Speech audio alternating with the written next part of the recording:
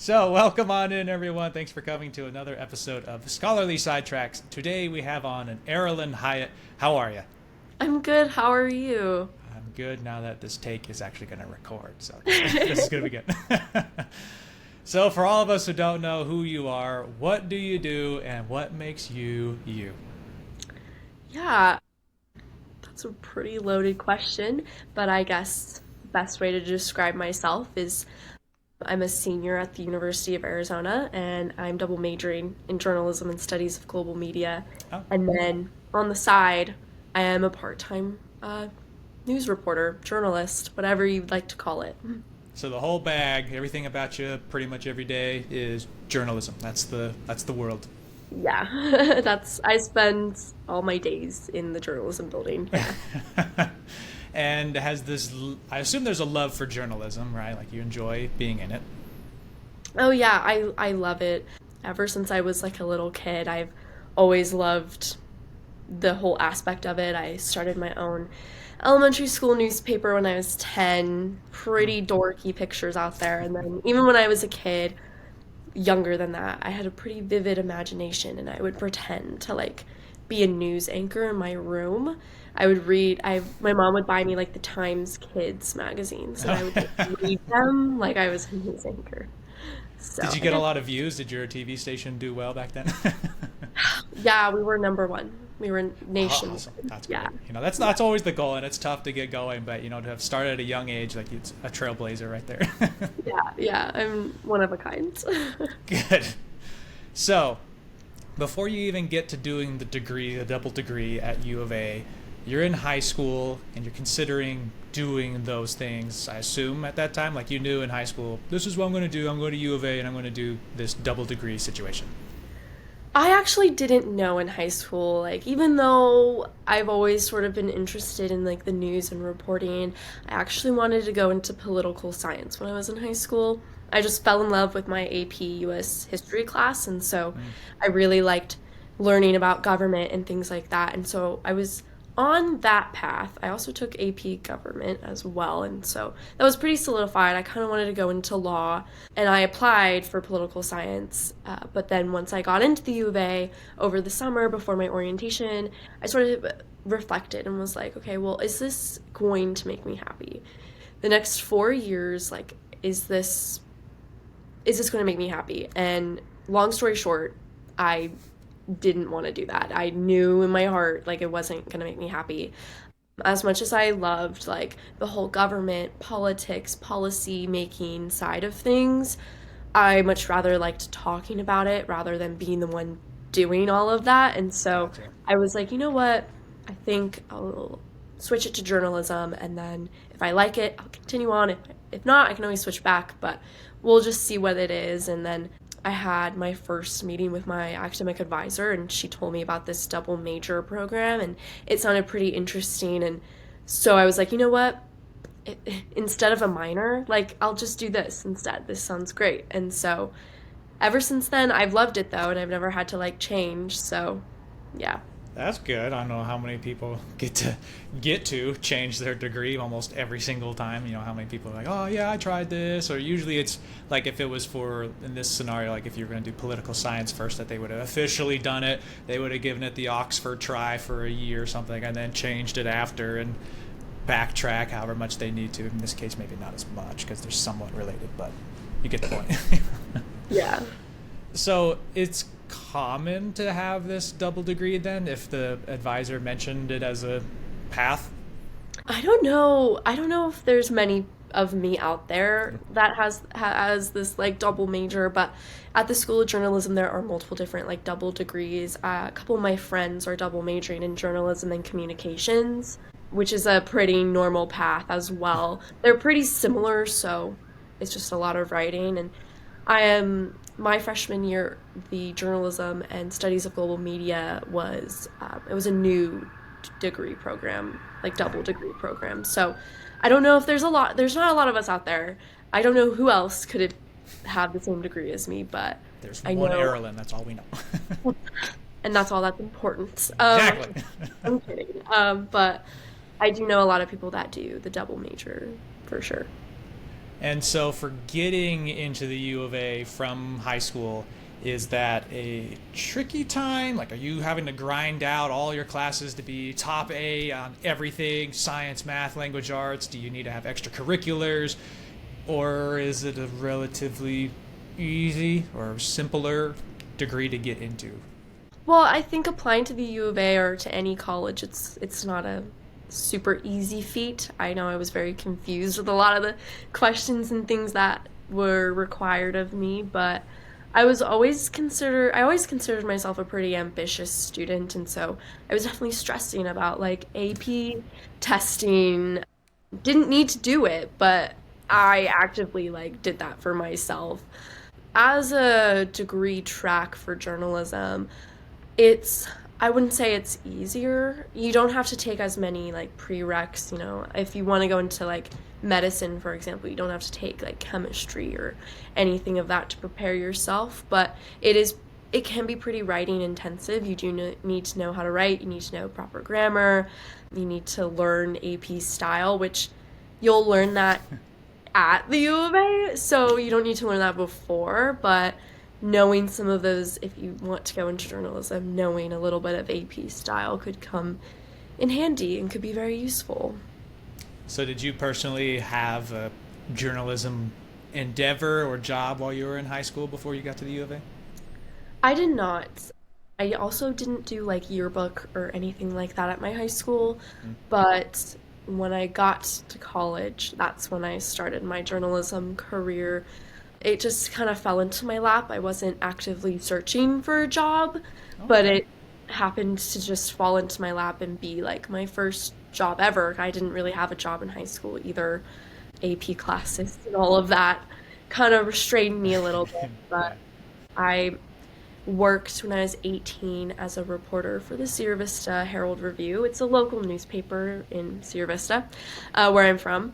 And I just went in my freshman year of college just to interview the publisher for an assignment for one of my classes. And long story short, she was like, "We have internships if you'd like one." And I was like, "You know what? I would love one.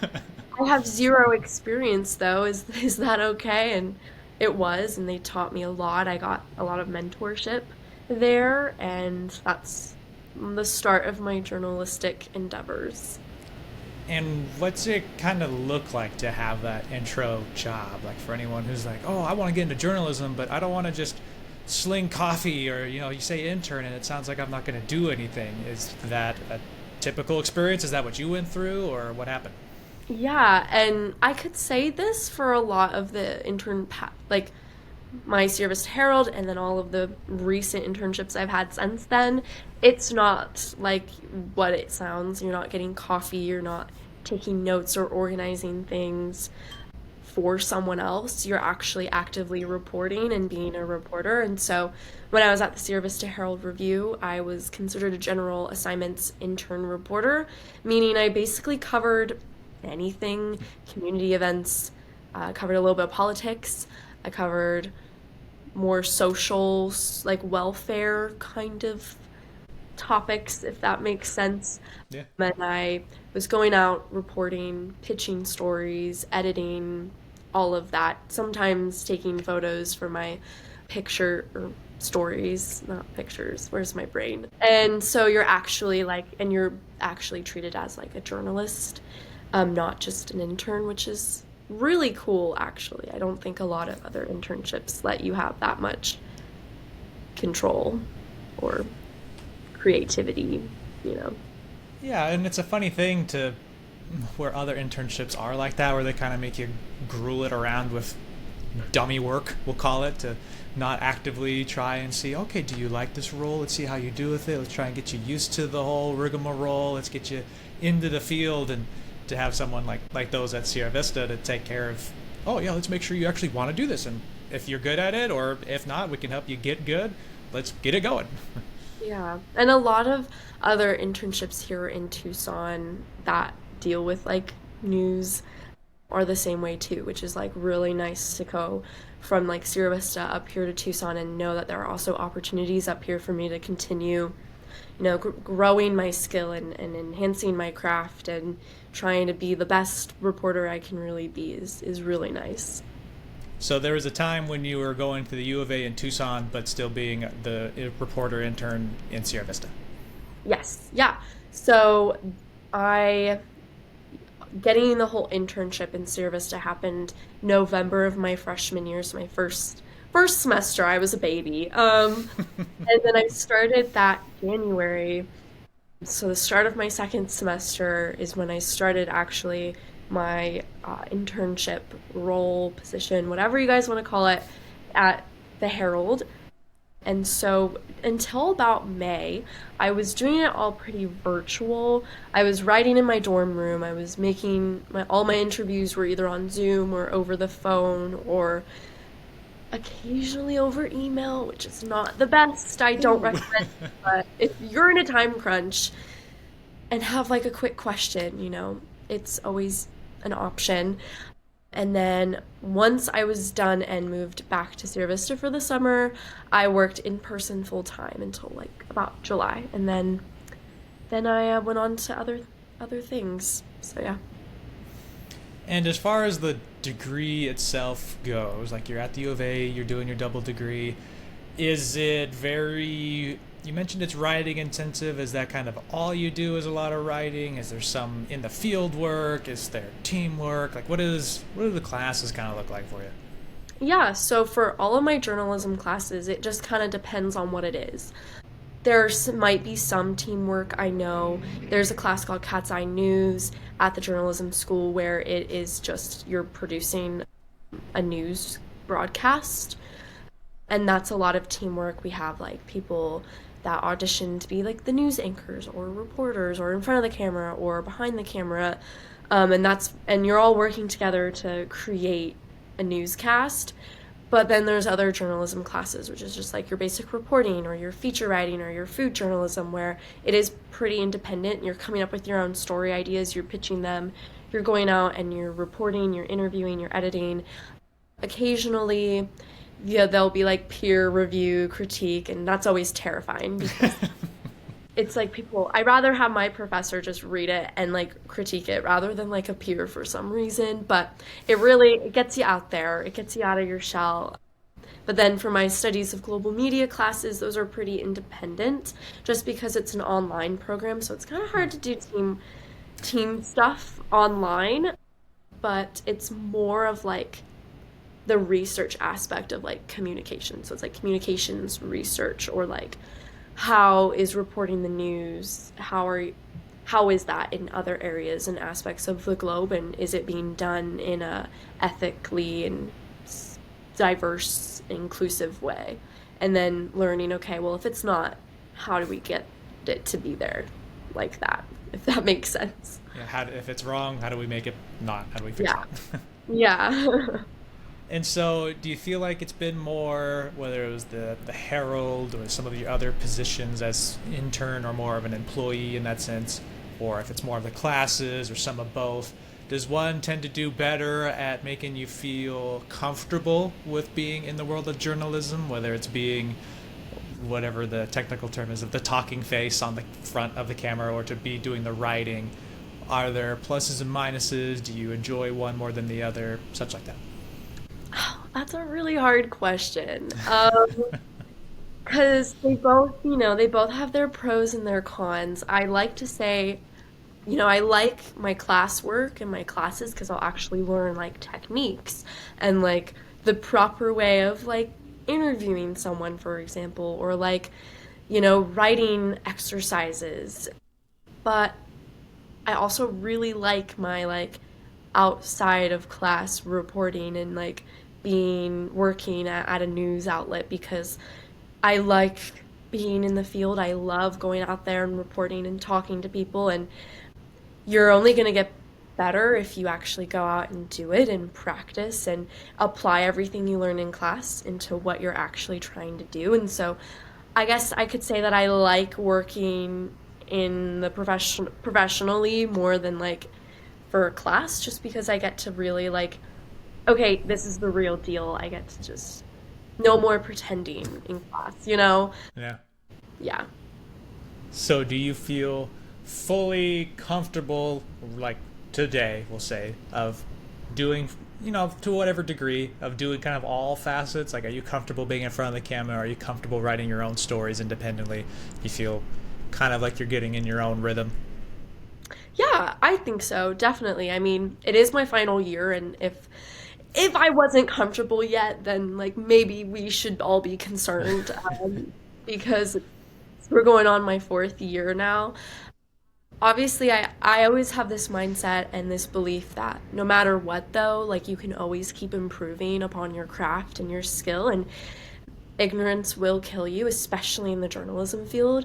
You know, you can do as much prep, and it's highly recommended to know your subject and know your topic, but you do not want to go in arrogant.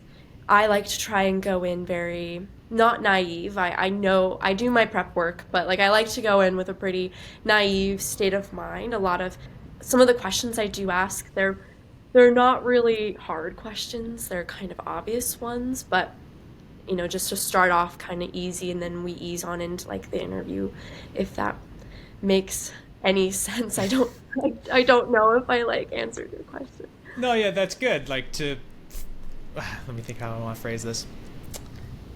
Well, for one thing, you had me all screwed up when you were talking about learning how to interview people, and I'm like, oh, I'm gonna get scrutinized out of the ass now, like whether this is textbook legal or not of what I'm doing.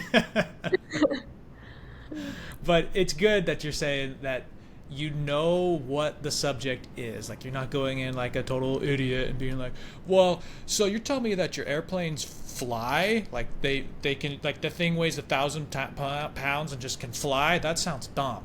But to go in with not having all your preconceived notions, that you're there to also kind of learn alongside with any viewers and such, to be like, hey, so you talking about how you got this new airplane that's going to lift straight up and then it's going to go, like, how does that all work, and how da da da da, and making it more of a, let's tell the whole alphabet A to Z, instead of just being like, okay, so we know what A, B, C are, but let's do X, Y, Z, and just kind of skip everything else, because you're reporting, yes, a little bit for yourself, but for a lot of other people who maybe don't know everything that you're covering. Yeah, yeah, okay. That's exactly what I was trying to say. Thank you for saying it better. You're welcome. But especially in like the beat that I'm on now, you always, if you don't get something, like you always ask clarifying questions, and no matter what you're covering, it's always nice to ask clarifying questions because you never want to report on it wrong. And no one's going to get mad if you ask more additional questions that are kind of like low hanging fruit, but you still need to do your prep work, but you cannot go into it ignorant. Yeah. So for the few people maybe that are listening that are getting freaked out now, that maybe went into this going, ooh, I went for the title of this episode because it was something about journalism and I kind of want to get into that, and then we say the phrase of ignorance will kill you, and that might scare some people.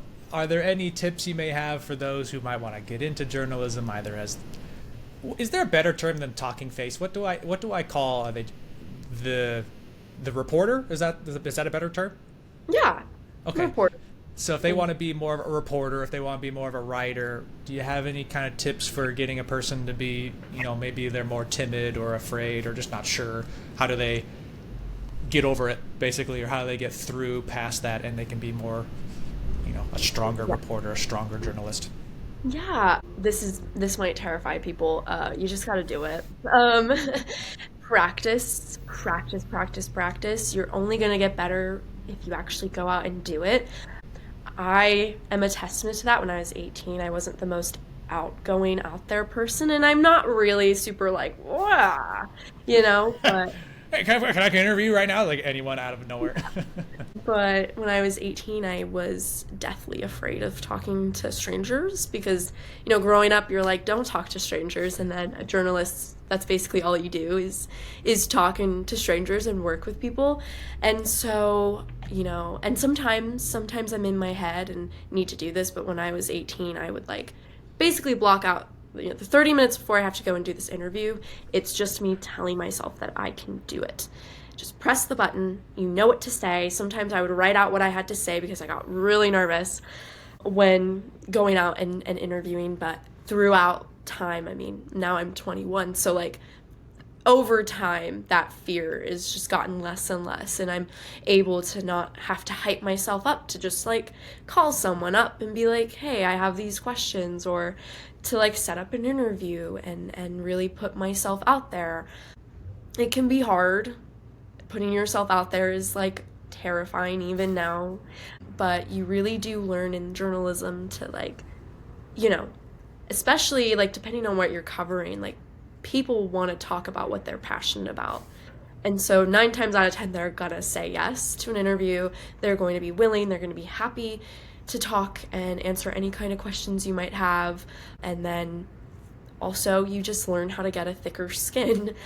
Sometimes people aren't going to like what you have to say or what you're reporting or what you want to do, and you just have to be okay with them being kind of angry or taking their anger out on you, and you just need to learn that it's not your fault. You did nothing wrong, but there are people out there, but you're going to work with people you might not like. You're going to have to deal with people who probably don't like you simply for your job, but I feel like that's in any kind of job position. So, while it is kind of scary to put yourself out there and to go in with a very open mind with things, I feel like you have to do that for a lot of other jobs too. So, my best advice is to actually go out and do it, and you might have to thug it out a little bit, but you'll be better for it. Just gotta put in a few hours and it'll all be progress in the end. Yeah. So then on the flip side, because I know that in case there are some listening who are only here because they want to get perspective from a reporter, and in today's media age, reporters are the enemy to all truth, blah, blah, blah. So as your own individual, as a person, how, if you've had a lot of experience with this, how do you keep track of like your own biases or your own ethics and morals if they ever get challenged maybe on a story you're covering and you're like, I'm not sure if I can present this well, or without me being like kind of staining the photo in that sense?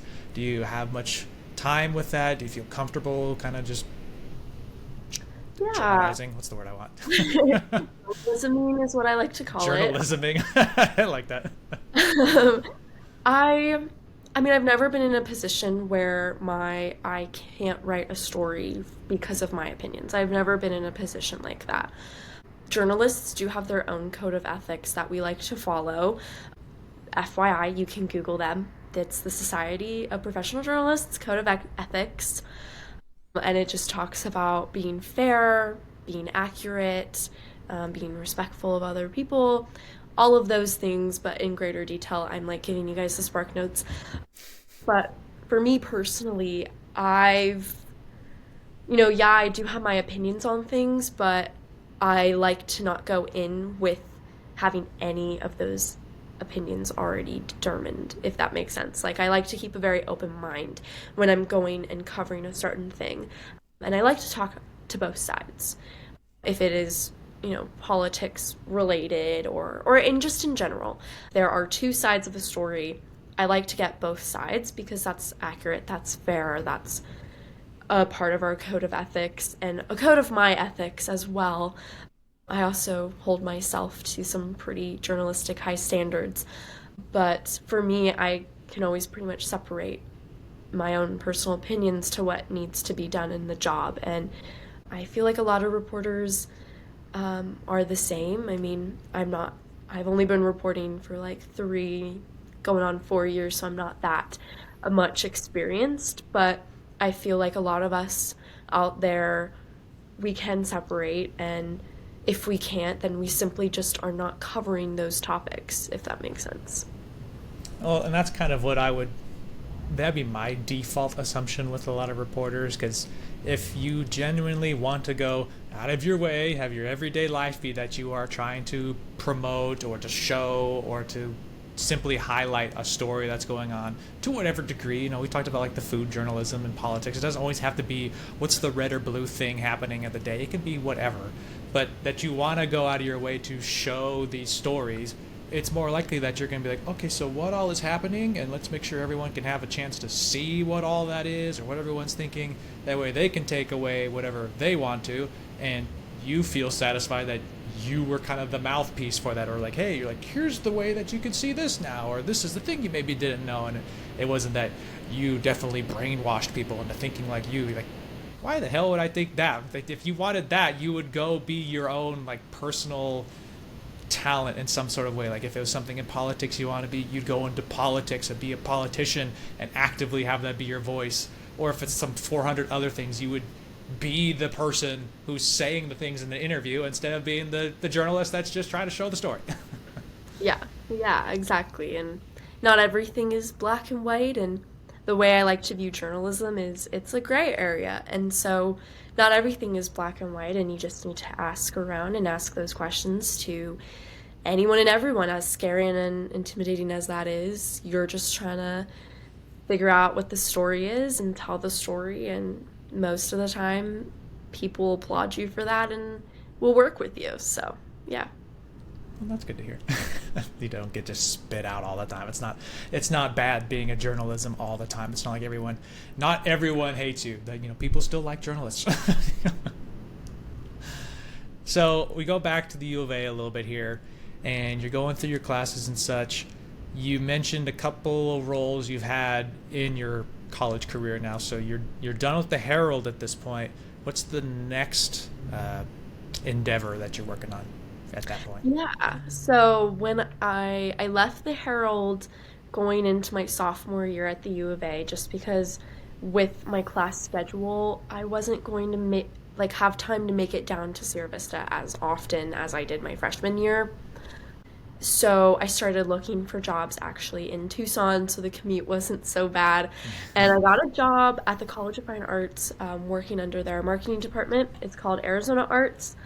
It's more of that PR writing, just to prove that you don't have to go into actual like journalism reporting per se. You could do like PR marketing kind of stuff, which is what I started doing, and I still do it now. I write PR pieces. I don't do so much anymore. I used to a lot my sophomore year, but last year and now into this year, I make a lot of like Instagram reels, and I manage their social media way more. I sort of do that. And then last year I had an itch to get back into reporting. I kind of missed the thrill of it. I kind of missed the thrill of uncovering a story and seeing it all the way through. And also it's a requirement at the U of A, the journalism school, that you need internship credit. So I went and I got an internship last back in January. Yeah, I started an internship with Tucson Spotlight. It's a local nonprofit newsroom, meaning there's no paywall.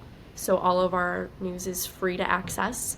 We don't really get paid a lot because it's a nonprofit.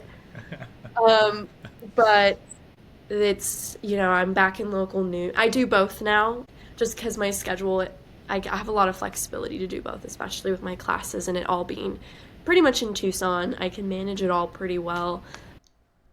But with Tucson Spotlight and making sure there's no conflict of interests, I don't cover anything arts or culture, anything that falls under that category, because I do represent the College of Fine Arts and their missions, so I do something completely different for Tucson Spotlight. Well, that's good to have that kind of separation to make sure that both can feel like that they're getting a thorough and correct kind of, I guess, effort from you, for lack of words, sort of thing, where they know that they're not getting kind of screwed. Like, well, you kind of said this over for this team, and then you're saying this for ours, and we kind of like that. You don't have to just like, no, cut it clean, dry. This is for you, and you like that? Great, cool. And it brings also, like, I would be very biased if I were covering like arts on the U of A campus, just because I have written promotional pieces for them. It would come off very biased, and I do promotional videos for them. As much as I love like arts and like all of that, I also have other hobbies and interests in other fields, and so it's just the right thing and ethical thing to do is to separate both my duties for both my jobs so they don't interlap at all. And do you feel pretty comfortable now with the like social media, digital parts to it? Is it a great thing to be in the digital age of journalism? Is it kind of have its drawbacks? Do you have any opinion on that? I mean, I think social media, it's 50-50. There's drawbacks and there's also great things, and those drawbacks are, what any person, how they view social media in a negative way. There's always cyberbullying, there's always these like body expectations and realities of social media, especially for teenagers. But it's also a great tool to like get your work out there and the reach. You can reach way more people through the digital world than you could with just a simple, like before the internet ever existed. As journalists, especially with going into everything now being pretty much digital, we have to learn how to adapt and sort of market ourselves to get people to want to read our work or to watch our things. Have to know sort of those marketing tactics of how to like draw people in to convince them to like read the news and watch the news, especially my demographic because my demographic loves TikTok. And, my demographic specifically likes to get their news and information through TikTok, which is not necessarily a bad thing, but that is where the market is going. And so, journalists, we have to learn okay, well, if this particular age group is getting all their news and information from social media, how do we take all of this information? How do we present it in the way that they're going to watch and view it and understand it? And that's sort of where we kind of have to market ourselves, and sort of all of that comes into play is, if all of these people are watching vertical short form news videos, well, that's what we need to be making, and that's what we need to do, if that makes any sense. Yeah. Is that like a semi like it's been around, like if we talk about just TikTok specifically or any of the vertical short forms, they've been around a few years now. Has it gotten to the point where there's decently set kind of practices on how things go? Do journalists kind of have to learn, like any TikTok star might want to, that there's all these kinds of trends that we have to hop on for a week or two at a time, and then find the new one, and then find the new one, and then find the new one? Does it feel like it's easy enough to just kind of at least break into that world? I mean,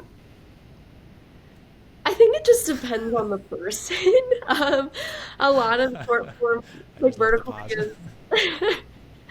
um, for Arizona Arts, I do a lot of like trendy videos just because like to capture people's attentions. But then for Tucson Spotlight, all of my vertical videos are pretty like informational. And so I guess it just depends on like the journalist or the news outlet, whatever they want to do. If they want to do a video that's kind of like a trend, and I have seen some like reporters follow trends and present news in like a this or that kind of like trend. But I've also just seen people just set up their phone and talk well, with what I'm doing now basically, Mm. and both pretty much work. I really like just the informational ones. I feel like I'm on the phone with my mom while I'm doing them, and I just think talking in a very casual, natural way is what people like for some reason, and or at least that's what I like, and I like to think people my age would feel the same way. Well, it's a funny thing too with how many people might be trying to do like TikToks or anything like that, where they have just this phone in front of them or this the computer or whatever, and they're like, I don't know how to talk to this thing. Like it's just glass, it's just plastic, whatever.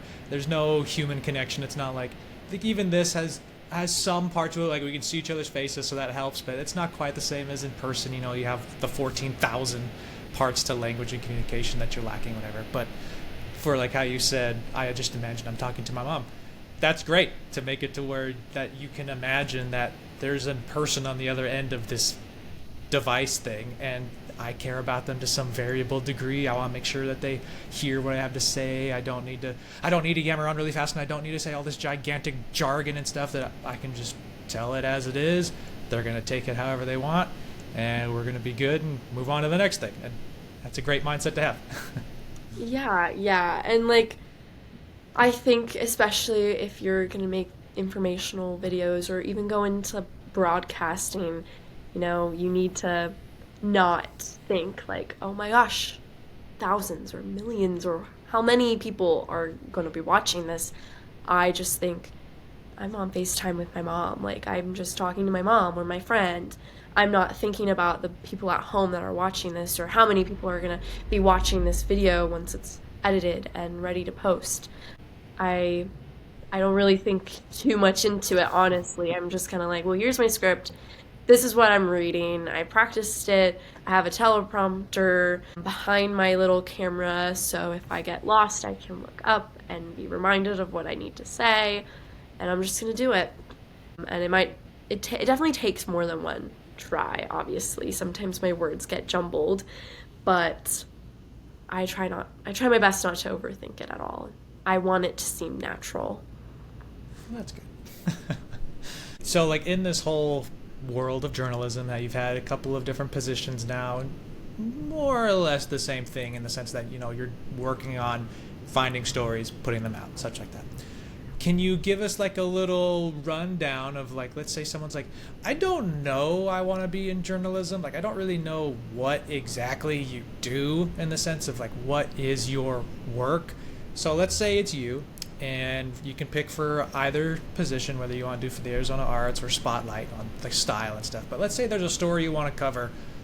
What do you do exactly to like either find the story, then to cover it? Like, what are you physically going through to basically beginning to end? Not like you have to go in that much detail, but kind of like what do you do, sort of thing. Yeah, okay. So for Tucson Spotlight, combinations of things I do to get a story. One, either my editor sends me something and I look into it and I go, this is pretty interesting, let's do this. Or I'm just like following a bunch of groups online on Instagram or Facebook, and if I see something interesting in those groups, I'll like dig into it. I've also been working at Tucson Spotlight long enough that people and on my beats for a long time now that people pretty much know me and they just send me press releases without going through my editor now. So that's really nice to get all of those like information just directly to me. And then once I have that and my idea, pretty much we have a weekly pitch meeting and I just pitch all of my ideas and go, well, this is what I'm thinking. Also, this is what I'm working on. It should be done around this time. They go, she's like, great, yeah, I'll put it on the schedule, or those are great ideas. Let's check in later on in the week or after you've interviewed someone and see where it's going so I can have a better time frame of when to put it out there. And then after my pitch meeting, I do a little bit more background research just because I need to come up with questions and I like to be prepared, but I also need to know who I need to reach out to. So I do a lot of background research. So I'm quite familiar with the area and topic, and then I reach out to 2 to 3, maybe 4 people. It depends on how long the story needs to be. And I reach out to them, and then I set up all my interviews, and then I interview them all. Then I transcribe all of my interviews, and then I get to writing. Now, sometimes I do the writing process a little bit earlier with like a bunch of like backgrounding information that you just need to add into a story, or like my lead, which is the first sentence or two of a story. But pretty much after all my interviews and after I transcribe them all, I start to write the story, and that takes, I mean, it depends on how long it takes. It could take like a day, or it could take a couple days, or it could take a week. It really just depends on everything, I guess. And then once it's done, I have taken photos to accompany the story. I edit those, which it's just color correcting, so like it's not super yellow, if that makes sense. Just like fixing the white balance of them, and I write them captions, and then I turn it into my editor to edit, and then once it's all edited, it's then put, like, it's all formatted it online, and then they click publish on the publication date, and then it's out there. And then sometimes I get comments on them, sometimes I don't, sometimes people want me to fix some things, sometimes they think it's perfect, just depends. So with some things like that, with things that people might want you to fix or not, how does the where's the line go between what you've done and then like what's the editor done in that sense? Like, is it still overall your story and they kind of more just do like the physical, like how you said the formatting, that's more what the editor does, or do they actually kind of change any of your vernacular or anything like that? Like, how much does the editor do?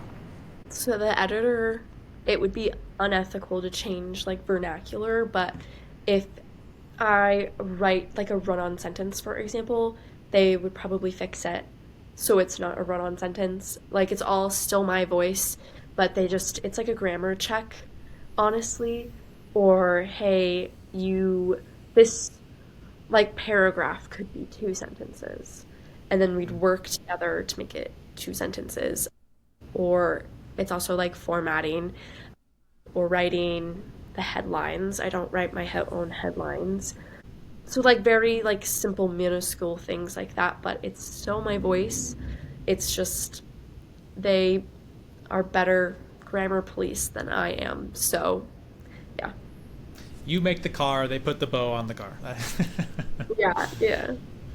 Okay, so that's good to know on kind of the general idea on what it takes to be a journalist, kind of things that you're doing. That you're not always just on the computer, just doing plain old research on there and just doing writing and things off. Like some people might, but there could be much more of like a person-to-person interaction. You're calling people, talking to people. You have a team, whether it's even if it's just your own editor, or maybe you have other journalists that you can go, hey, what do you think on this, or blah blah blah. That it can be not just your own thing in that sense. You don't have to feel alone. You can make it your own thing, but you don't have to feel like you're stranded trying to make sure that I do everything okay. So, you're a senior now at the U of A. You've had a couple of different positions. You're almost going to graduate here next semester, whatever. Are there plans for the future as far as is graduate school a thing? Is there a certain position, job that you're hoping to get? What's the next thing you're hoping on?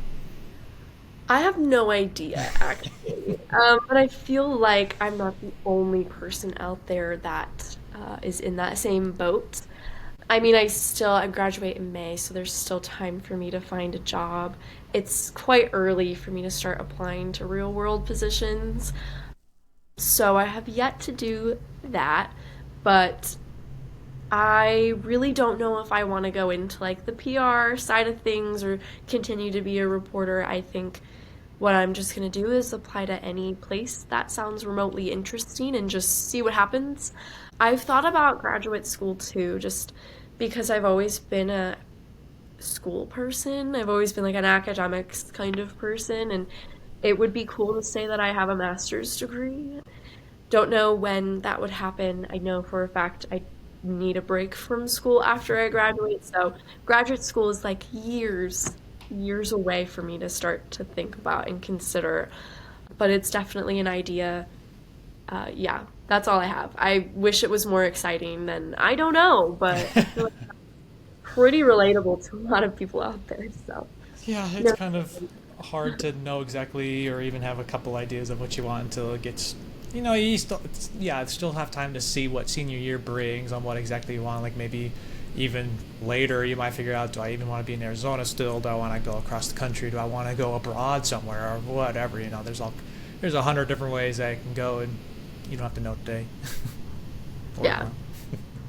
And I can always switch. That's the one thing that I've sort of learned through all of this is if I don't like it, that's okay. You can always pivot, and so I think with that mindset, I'm not too worried about what the future brings. That's a very healthy mindset. That's something that you know. Yeah, today, I'm not an academic advisor or anything like that yet, but we're working on that.